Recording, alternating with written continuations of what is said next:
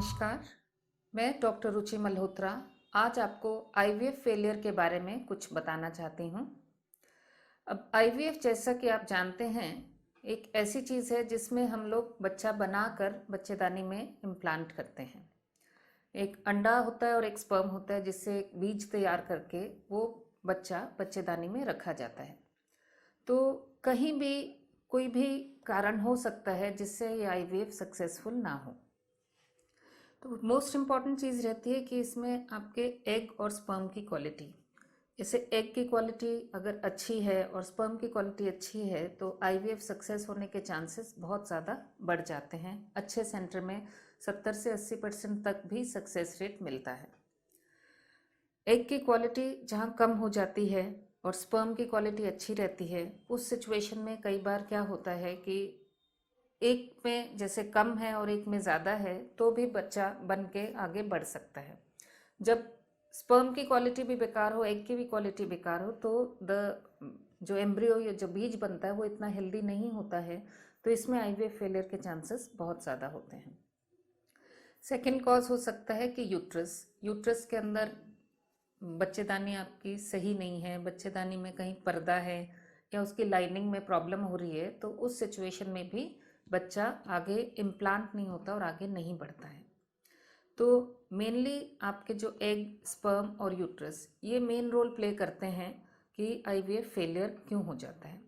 साथ में कई हार्मोनल प्रॉब्लम्स होती हैं, जैसे थायराइड की प्रॉब्लम है जो प्रॉपरली कंट्रोल नहीं की गई हो, या फिर प्रोलैक्टिन ज़्यादा हो। उस सिचुएशन में भी बच्चा आगे ग्रो नहीं करता है, जिस वजह से ये आईवीएफ फेलियर हो सकता है। या कोई और एडिशनल मेडिकल प्रॉब्लम हो, जैसे मरीज़ को डायबिटीज़ हो, उस सिचुएशन में भी बेबी कई बार इम्प्लांट नहीं करता। तो ये रीजंस हो सकते हैं आईवीएफ फेलियर के।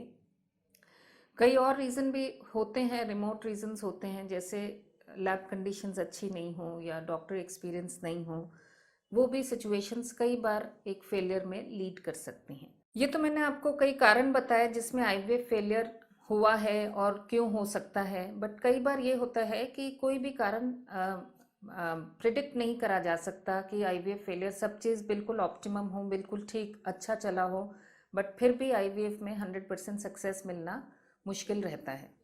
तो अच्छे सेंटर्स में 70 से 80% तक आपको सक्सेस रेट मिला जा सकता है। अब हमने बताया आईवीएफ फेलियर क्यों होता है, अब हम इसके बारे में भी डिस्कशन करते हैं कि इसको हम किस तरह से कम कर सकते हैं। जैसे अब एग में प्रॉब्लम है तो एग का क्या किया जा सकता है, कई बार थर्ड पार्टी असिस्टेंस ली जा सकती है, जिसको हम डोनर एग लेते हैं। डोनर एग लेके स्पर्म के साथ बेबी रेडी करके वो इम्प्लांट किया जा सकता है। सिमिलरली ऑप्शंस अवेलेबल रहते हैं डोनर स्पर्म लेने के या फिर डोनर एम्ब्रियो लेने के। ये सारी चीज़ें तभी की जा सकती हैं जब कपल इस चीज़ को करवाने के लिए अग्रीएबल हो। अगर कपल इस चीज़ में अग्रीएबल नहीं है तो ये इस तरह से प्रोसेस नहीं किया जा सकता। दूसरा है, अगर हार्मोन की प्रॉब्लम है तो हार्मोन को करेक्ट करने के लिए दवाइयाँ, इंजेक्शन उस तरह से दी जा सकती हैं कि जिसमें आईवीएफ आपका नेक्स्ट टाइम सक्सेसफुल हो।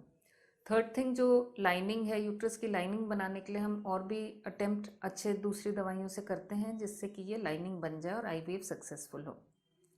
तो मोस्टली ये IVF is a very good process जिसके अंदर अगर प्रेगनेंसी नहीं हो रही तो चांसेस आपका प्रेग्नेंट होने के बहुत अच्छे हो जाते हैं, अच्छे सेंटर में, अच्छे डॉक्टर के हाथ में। Thank you.